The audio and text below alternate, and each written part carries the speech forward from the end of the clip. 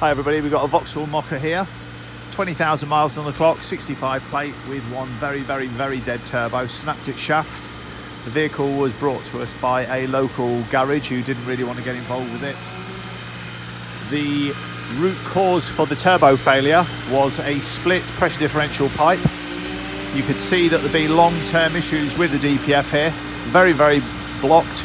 The turbo's been replaced, all the oil's been removed from the exhaust and the intercooler, and we're now finishing off with the decarbonisation treatment with our class-leading Hydroflow.